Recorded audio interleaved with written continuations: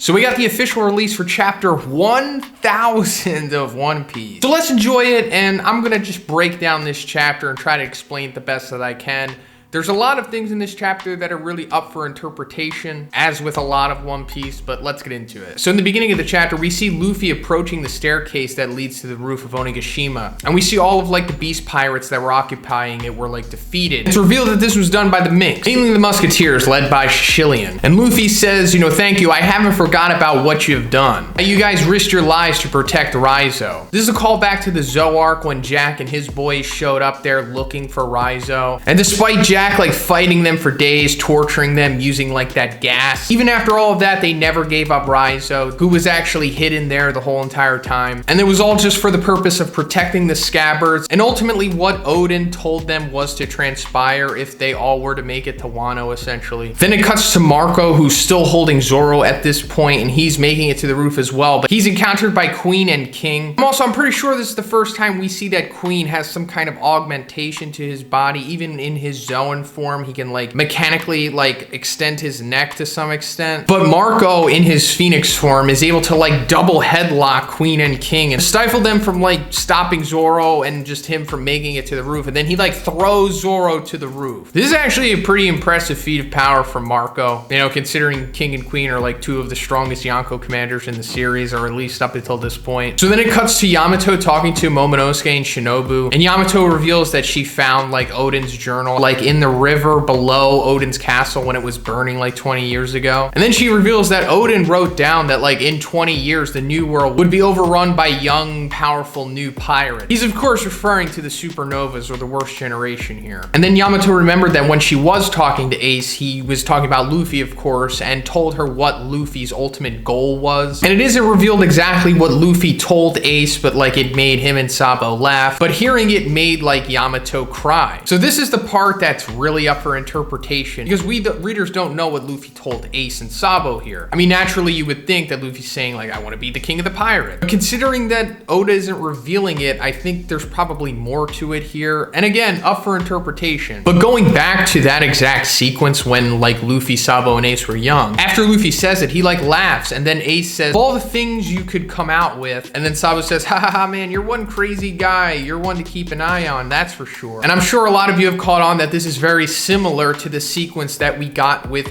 Roger and Whitebeard and Oden and their flashback earlier on in this arc. When Roger's like, that's right, then I'll be, and then Whitebeard's like, are you serious, Roger? What are you, a little boy? But then Oden had the opposite reaction. He's like, I froze stiff. For a second time today, I was stunned. Who was this man? Of course, this is a similar reaction to what Yamato had hearing what Luffy said. And then cue the part where Yamato says, I'm not going to laugh at him. Those are the words the king of the pirates spoke. Words that stunned Oden. In the journal of Oden, there was a great man who said the same thing. So I guess we could just speculate about what Luffy and Roger could be saying. So previously when like a similar theme came up, Luffy said, I don't want to control it. The Pirate King is just the freest man on the sea. So it could be something like that, like, I want to be the freest man in the world, something like that maybe. Or I want to free everyone, or I want to free the world. I think most likely it's something along those lines, because I think that's the ultimate goal of the One Piece story. Because I'm pretty sure at Laugh Tale there are like instructions for how to save the world, essentially. Like undo the red line, how to collapse the world government and the celestial dragons and all of that stuff. Doing all of that stuff is freeing the world because it's like captive right now. And we know that Luffy is very anti-authoritarian, so it's probably something like that. Again, up for interpretation. Then after that, Yamato goes on to reveal that, you know, she made Ace his Beaver card, and that they had agreed to meet up again one day, but then he died, and then she realized that like, oh, it's actually going to be Luffy's brother that's coming back here, the people that Momonosuke brought with him. And then that coincides with what Oden wrote in his journal, that over 20 years in the future, powerful pirates leading the next generation come swarming into the new world. If I am dead by then, Oden, they will be the ones to strike down Kaido. And as we read this dialogue, we see Luffy, Zoro, Kid, Killer, and Law have made it to the top of Onigashima and are now squaring off with Kaido and Big Mom. Then we see Luffy walking towards the both of them. And in my original video for this chapter, I thought that Luffy maybe did like a speed thing to like blitz past them. But now that I'm rereading it and seeing like the tech bubbles, it looks like Luffy didn't do that. I think he just straight up walked walked past them at a normal pace, insinuating that like he's that calm and that unbothered by two Yonko that he just straight up walks past them. Even as Kaido is like talking down to him and trying to entice him. He's like, hey Linden, can you guess what that boy said he would become straight to my face? He's like, hey boy, say it again. Tell us what you're going to be right here where we can hear you. Of course, talking about King of the Pirates. And then we see Luffy like tending to Kinemon. And also, as I pointed out in my previous video for this chapter,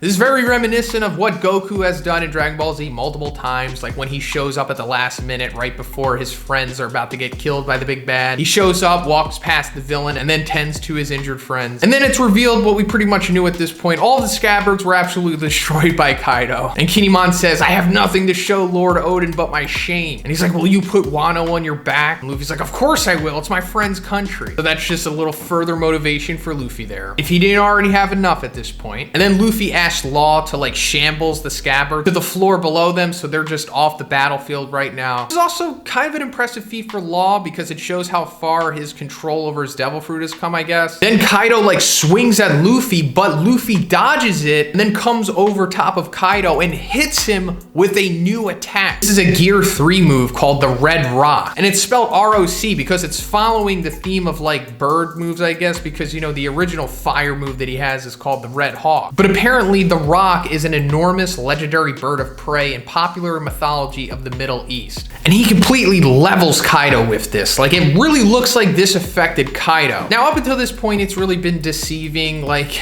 Kaido taking damage. Like it looks like he gets messed up, but then he actually wasn't. So is he actually taking damage here? I mean, it looks like he's really affected by this. Probably the most he's ever been affected by any attack in the series so far. But for all we know, the next chapter he could be just like, oh, that didn't hurt me at all. But I'm assuming, considering like the seriousness of this sequence, I'm thinking this like actually hurt him. And also considering the Red Rock seems to have like the Ryo hockey element to it, the advanced armament hockey where it's like projected from you. I'm assuming this is actually hurting him because this is what we've seen Luffy training throughout this arc. He also says, hey, I can use this to hurt Kaido. It'll go beneath his tough exterior and him internally. So yeah, I think this is like the key to at least hurting Kaido. I don't know if this is gonna straight up defeat him. It is just Gear 3 after all. But it's looking better than it ever has for Luffy to have a shot at taking him down. I mean, this even like shocks Big Mom. She's like, what are you doing? How could you let him hit you like that? And then Luffy says, I am Monkey D. Luffy. I am the man who will surpass you to be king of the pirates.